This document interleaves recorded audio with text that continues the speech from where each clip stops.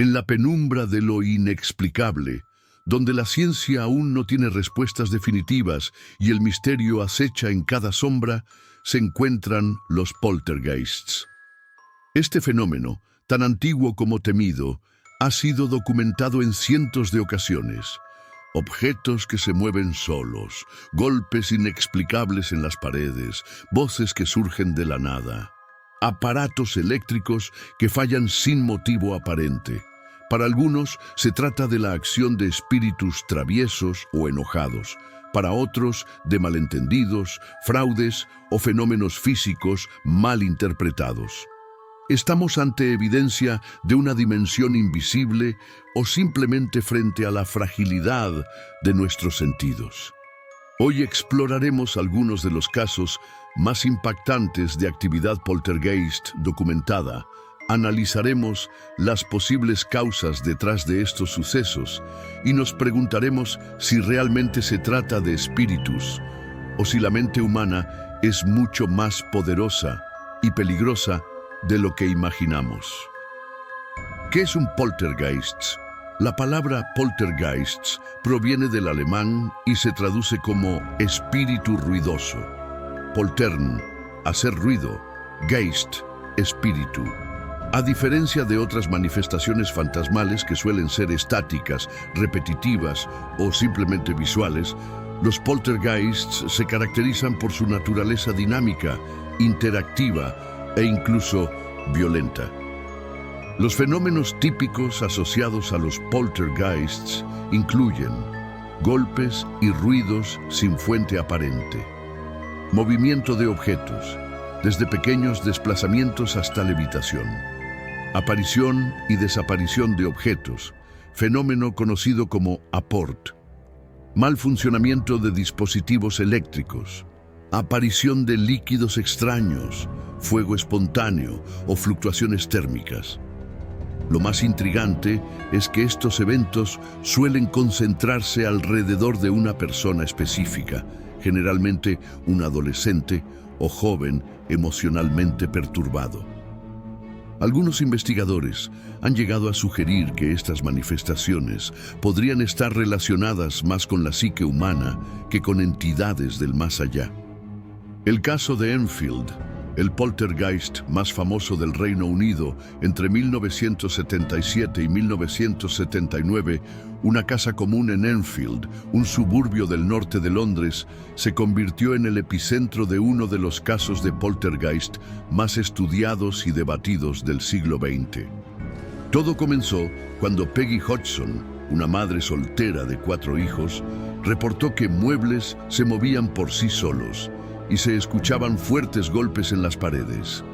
Lo más inquietante fue que estos eventos parecían centrarse en su hija Janet, de 11 años. Los periodistas, policías y parapsicólogos que visitaron la casa presenciaron hechos que desafiaban toda lógica. Sillas deslizándose sin contacto humano, voces guturales emergiendo de Janet y objetos que volaban por la habitación.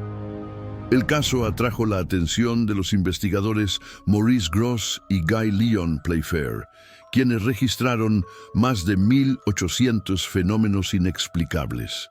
Sin embargo, el caso también fue blanco de escepticismo. Algunos argumentaron que Janet había sido vista fingiendo ciertos eventos. Aún así, muchos fenómenos presenciados por testigos imparciales permanecen sin explicación hasta hoy.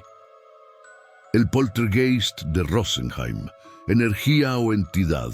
En 1967, en una oficina de abogados en Rosenheim, Alemania, comenzaron a suceder eventos extraños. Teléfonos que sonaban sin razón, lámparas que estallaban, luces que parpadeaban violentamente. Los trabajadores estaban aterrados. El físico Hans Bender fue llamado a investigar. Lo más sorprendente fue que al desconectar la oficina de la red eléctrica, los fenómenos continuaban. Bender notó que los eventos se intensificaban en presencia de una joven empleada llamada Annemarie Schneider. Ella negó tener alguna relación, pero los eventos parecían seguirla incluso fuera del edificio. Los registros de energía mostraron fluctuaciones imposibles. La compañía eléctrica descartó fallas técnicas. ¿Estaba la joven generando estas perturbaciones de forma inconsciente o algo más se manifestaba a través de ella? El caso de Rosenheim es uno de los pocos con respaldo científico, documentación detallada y mediciones físicas. Aún se considera uno de los expedientes más sólidos del fenómeno poltergeist. El expediente Vallecas, poltergeist real o histeria colectiva. En los años 90, en Madrid, el caso de Estefanía Gutiérrez Lázaro conmocionó a España.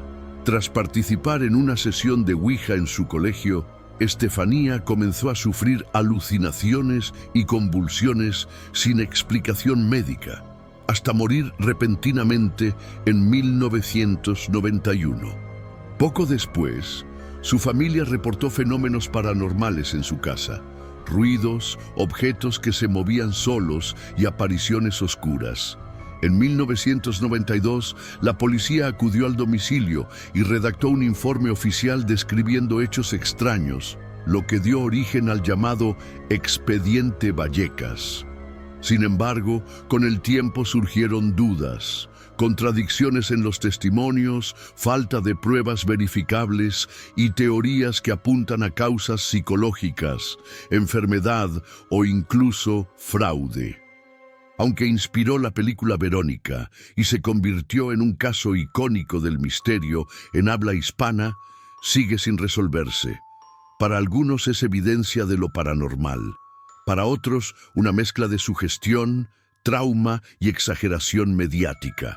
Fue el hogar de los Gutiérrez Lázaro invadido por fuerzas del más allá, o simplemente fue una familia golpeada por el dolor, el miedo y quizás por el poder de su propia mente. El misterio, como la puerta del pasillo aquella noche, permanece cerrado. Hipótesis y teorías. A lo largo de los años, diversas hipótesis han intentado explicar los poltergeists. Algunas son más esotéricas, otras más psicológicas o científicas. Entidades espirituales. La explicación tradicional, espíritus de personas fallecidas que permanecen en el mundo físico. Algunos creen que son entidades burlonas, atrapadas o incluso demoníacas. Psicoquinesis espontánea recurrente, RSPK, propuesta por investigadores como William Roll, sugiere que personas, especialmente adolescentes bajo estrés emocional, pueden provocar fenómenos físicos con la mente, de manera inconsciente. Rhodes y sugestión colectiva. En muchos casos, se ha descubierto que los propios afectados provocaban los fenómenos para llamar la atención, escapar de una situación familiar o incluso como broma. Sin embargo, no todos los casos han sido desacreditados.